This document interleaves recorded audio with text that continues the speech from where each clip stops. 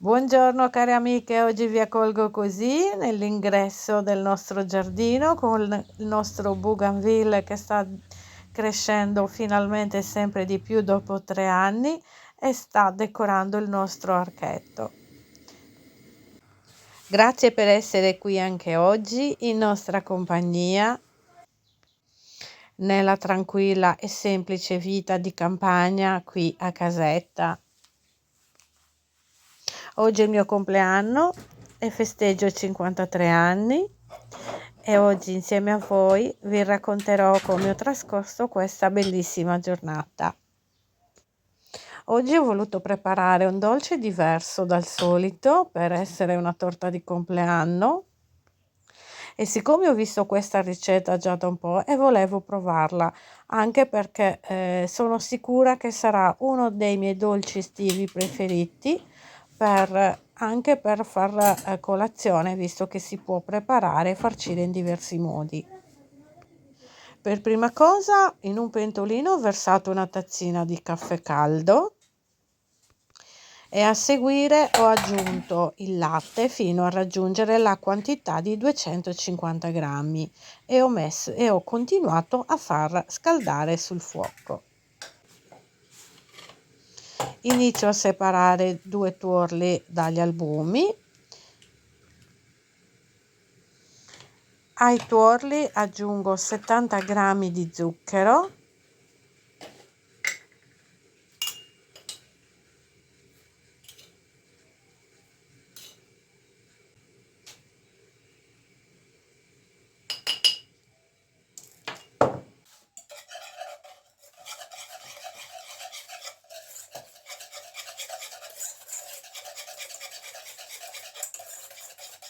inizio a lavorare e dopodiché aggiungo 20 grammi di amido di mais o maizena. Vi lascerò dosi e ingredienti qui sotto in descrizione.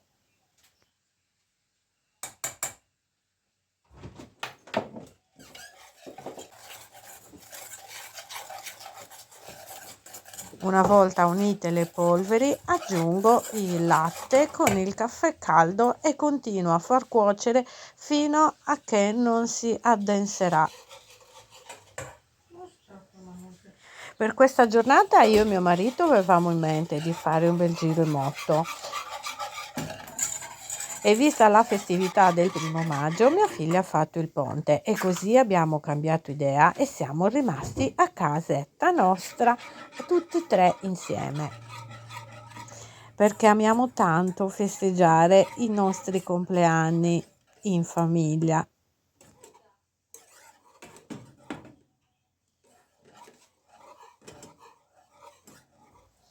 Ecco qua la crema come è diventata. L'ho lasciata intiepidire, poi messa in frigo a raffreddare.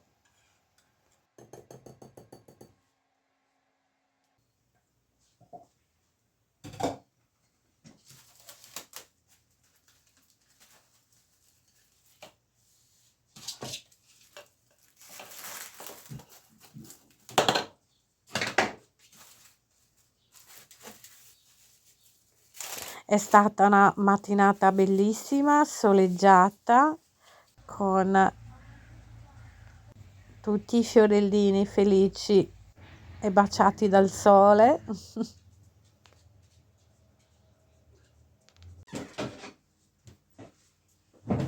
Ma adesso, cari amiche, iniziamo a preparare l'impasto per questa sfoglia che è tra il pancake e la crepe. Si cuoce in forno. Per la riuscita di questo dolce bisogna mettere la teglia in forno a scaldare.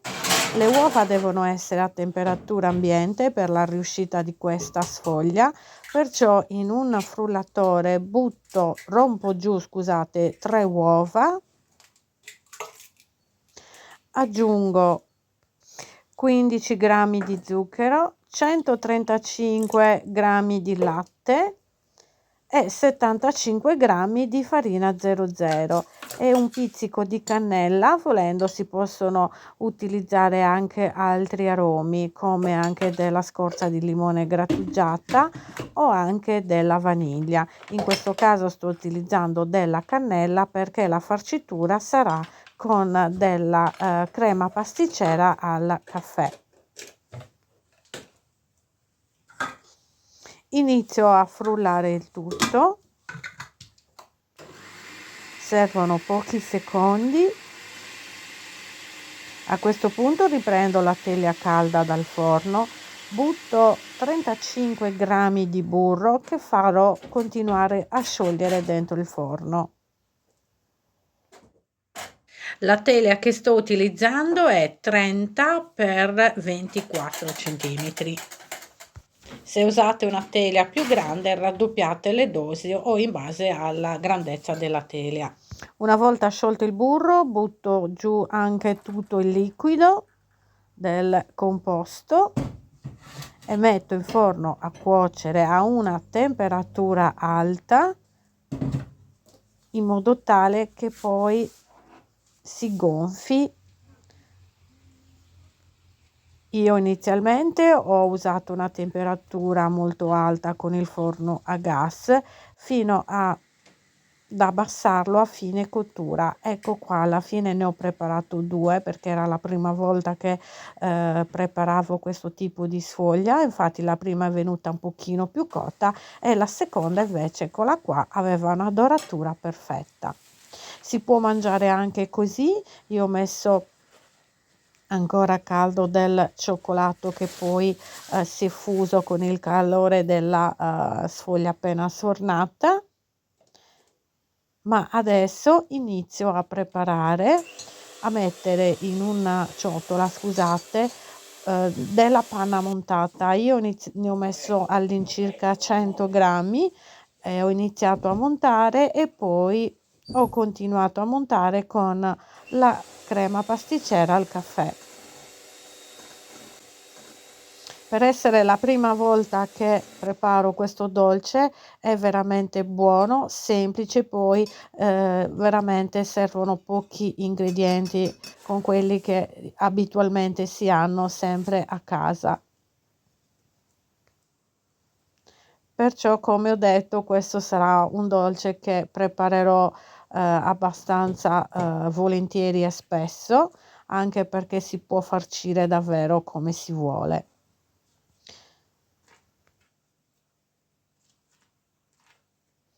La cosa più bella di questo dolce è che si può arrotolare senza che si rompa. Guardate che meraviglia.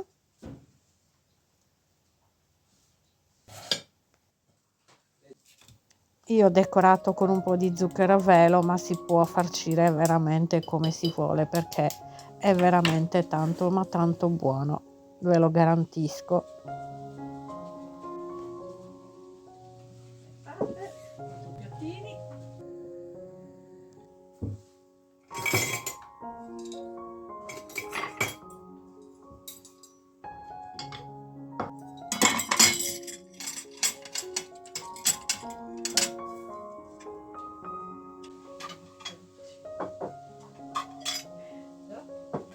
Bene.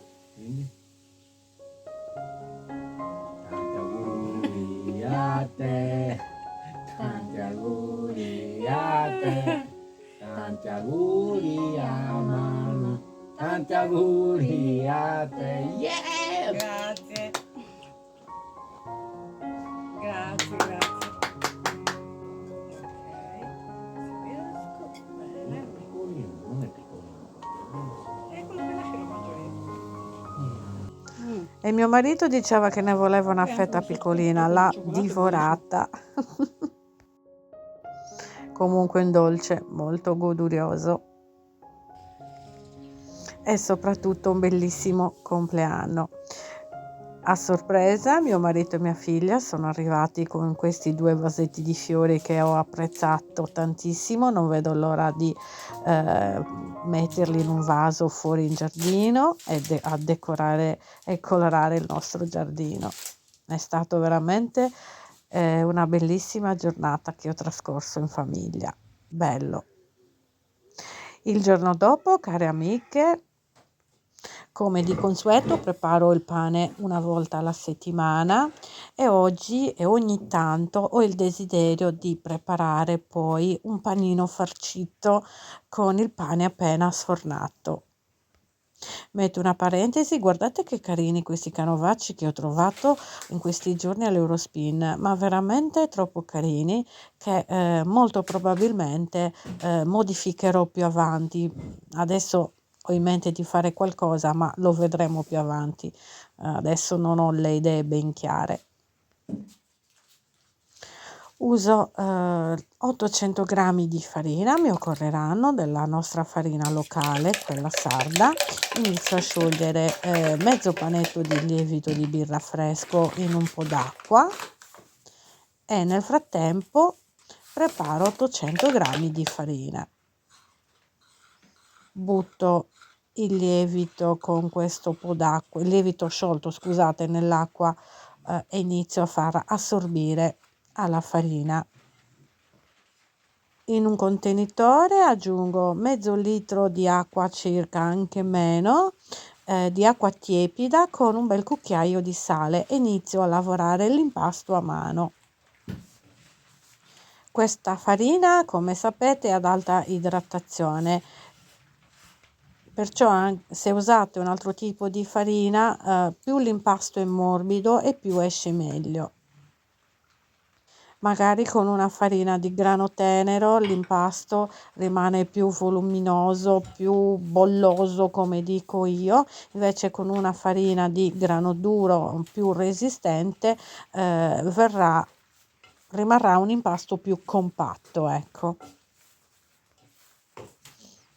Per lavorare meglio l'impasto mi sono inumidita le mani anche con un po' d'olio. E in questi giorni è ritornata anche la pioggia e amo cucinare in questi momenti a casetta a suon di pioggia che batte sul tetto.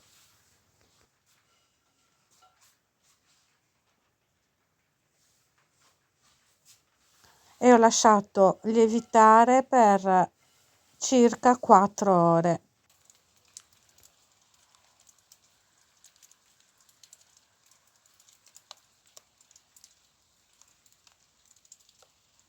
Che carini questi fiori, con la pioggia durante la notte si chiudono, veramente tanto carini.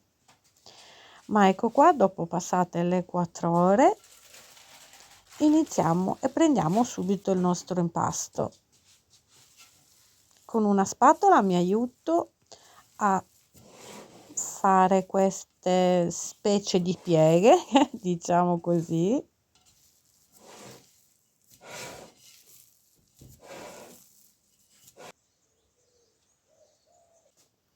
Mi bagno le mani nuovamente con dell'olio d'oliva e continuo a fare queste pieghette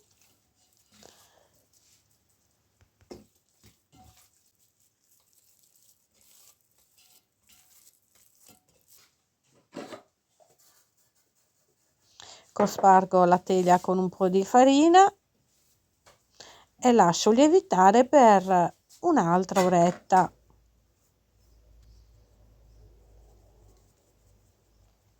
Cospargendo sempre di farina.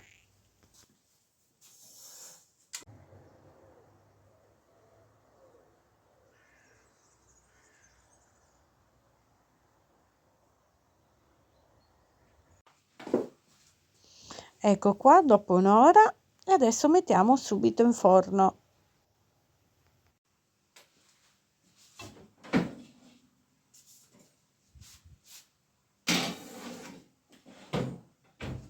Nel frattempo ho tolto dal freezer anche un vasetto di questo pesto di zucchine che ho lasciato scongelare piano piano. Quest'anno ho fatto un po' di scorte di pesto, se ricordate bene ho fatto anche video dove ne ho preparato diversi, avevo fatto sempre con basilico, zucchina, basilico e peperone, basilico e pomodoro, basilico o anche solo pesto di basilico, insomma. Diciamo che quest'anno ho fatto una buona scorta di questo pesto che a noi piace veramente tanto. Eccolo qua il nostro pane appena sfornato, che meraviglia. Ma ecco qua, adesso iniziamo a preparare il nostro panino, buono, godurioso, col pane appena sfornato. Che meraviglia questi momenti. Per me raccontano una vita antica, o una vita che si è quasi dimenticata. O meglio, mi piace raccontare una vita semplice.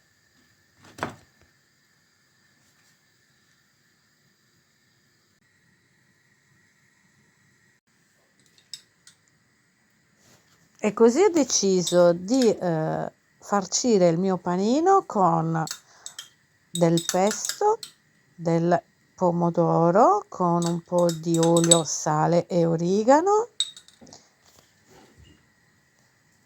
e poi ho aggiunto la mortadella e del formaggio. Come formaggio sto usando della scamorza affumicata.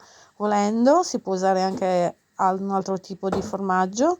Una volta l'ho preparato con della mozzarella, quindi della mozzarella fresca, veramente molto buono. E poi il mito del pane e mortadella, quello non si smentisce mai.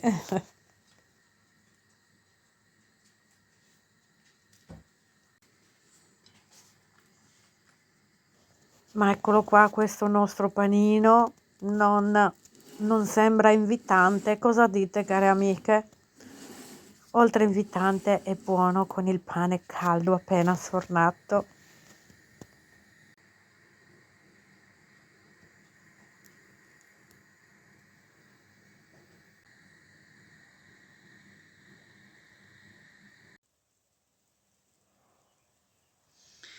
Ma adesso, care amiche, nel mentre che vi mostro questo momento giocoso con le mie gatte, oggi vedremo come mi sono portata avanti con gli abiti vittoriani.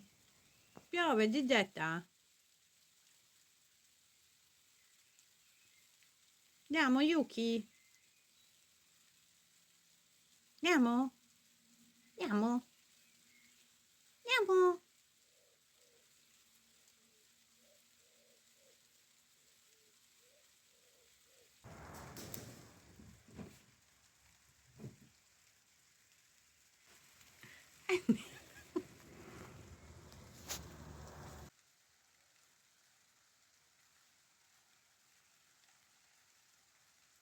Yuki!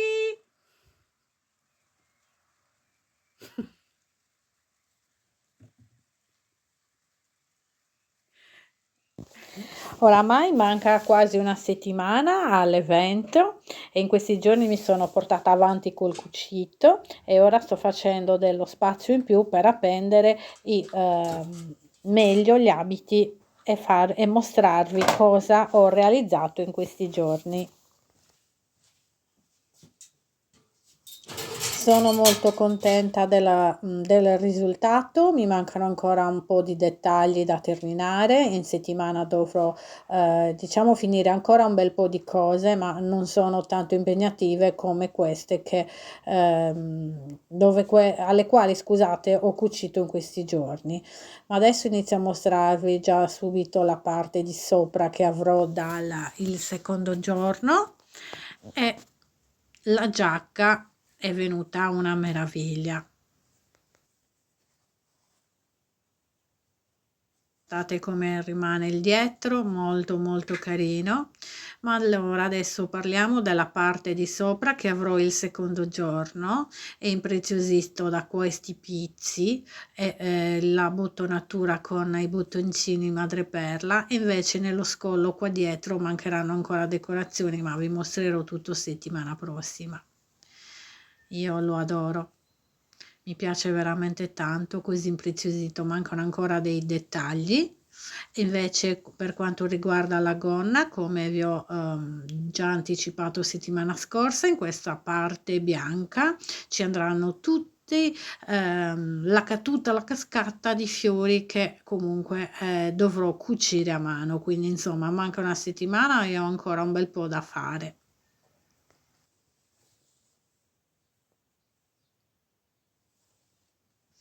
Dimenticavo, settimana scorsa, quando ho lavato queste lenzuola antiche, ho ricavato un'altra sottogonna, magari più stretta, perché voglio capire cosa ci starà meglio tra le due, perché comunque essendo un abito stretto, magari ha bisogno di una sottogonna più stretta e meno ampia, ma adesso vedremo. Avete notato questo pizzo antico? Lo adoro, mi piace veramente tanto. Per quanto riguarda la giacchina, guardate che carina, mi piace molto questo motivo che sono riuscita a realizzare dietro, il davanti, guardate che meraviglia. Questa camicina lo stesso l'avevo cucita e la indossavo tanto tempo fa, era meno ruscettata di pizzi, però per questo momento la userò solamente per come sottogiacca ed è veramente tanto carina, cioè come sottogiacca da utilizzare solo in questo per quando indosserò gli abiti vittoriani.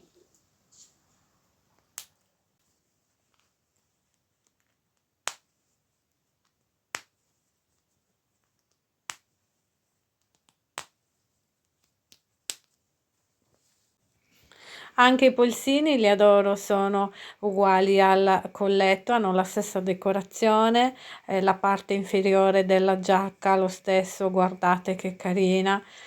Sono molto contenta di questa realizzazione, poi lo vedremo indossato insieme.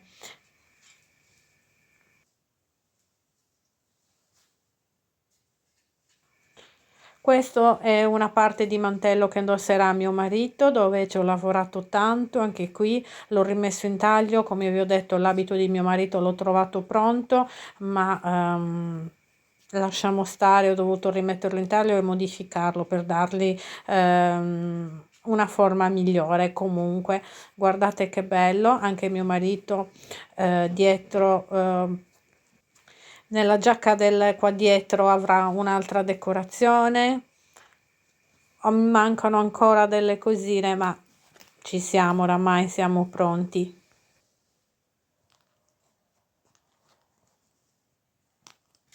Anche l'abito di mio marito si trasformerà il secondo giorno, quindi devo cucire ancora un altro mantello, insomma. Non è tantissimo quello che ho ancora da fare, ma ne ho ancora, ecco. Vi abbraccio ancora tutte forte forte, ci vediamo settimana prossima. Ciao ciao!